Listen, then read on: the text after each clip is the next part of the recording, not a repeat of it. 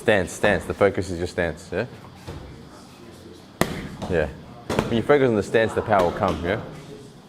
Just bring your stance there. So you're doing a step and punch down. So it's just from stance, yeah? Yeah, it's just from stance. Okay, just from stance. Yeah, because you're using step and punch. That's different. Yeah, because we're working stance and guard, yeah? Yeah, and stop doing your sideways walk thing. Just work Wing Chun, bro. You always do this thing. Why? Stop it. Yeah, that's better. Yeah, nice. Yeah, nice. That's some loaded. Yeah, come straight there. Yeah, nice. Give your partner a turn if you haven't.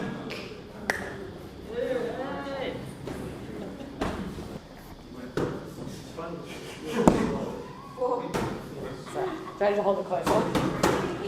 Guys, just quickly, you can also try punch with the stance and the prism cone intent, like the intent of the stance, and then punch without the intent of the stance. Oh, yeah. And just that's a good way to notice the difference of the power of the stance and without it. So have your intention of stance, then don't have your intention of stance. You know what I mean? Just punch like you're reaching your arm, and then punch properly. Look, once again, there are many other exercises. You can even layer the rolling ball into it. You remember rolling ball? So Marcus puts the ball shape up, because the ball is actually a part of the stance as well. Meaning, even though it's triangulated in its shape, the Wing Chun stance and guard, it still has its origins with a circular shape. The shoulder joints are ball joints, right? So there's actually a circle within the triangle and a triangle within the circle, yeah?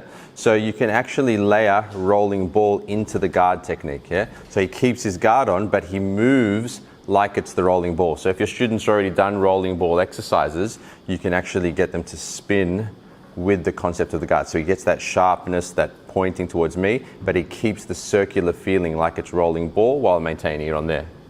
You can also get him to utilize movements like Wu Sao with his left hand to redirect off within the guard. So you can start to layer the actual movements into the stance and guard so that they can start to see how the whole framework works together.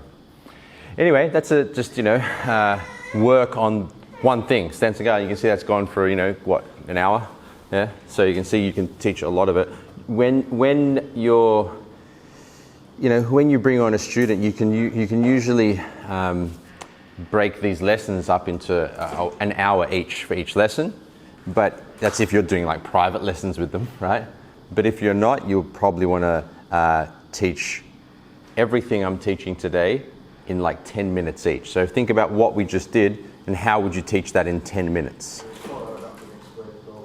Yeah, pretty much, exactly. Because you'll be layering it all into their overall training anyway, meaning they are going to use their stance and guard every class. So you don't need to have such an in-depth approach, but you guys as leaders here, as teachers, you need to have this understanding. Question?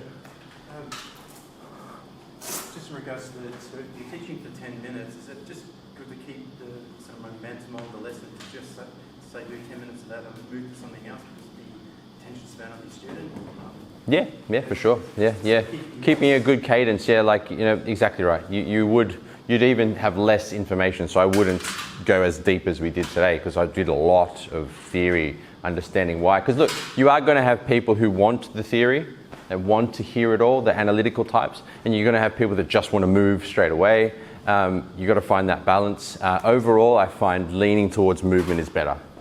Generally speaking, leaning towards more movement, more action is better because they don't come here to stand around, Yeah.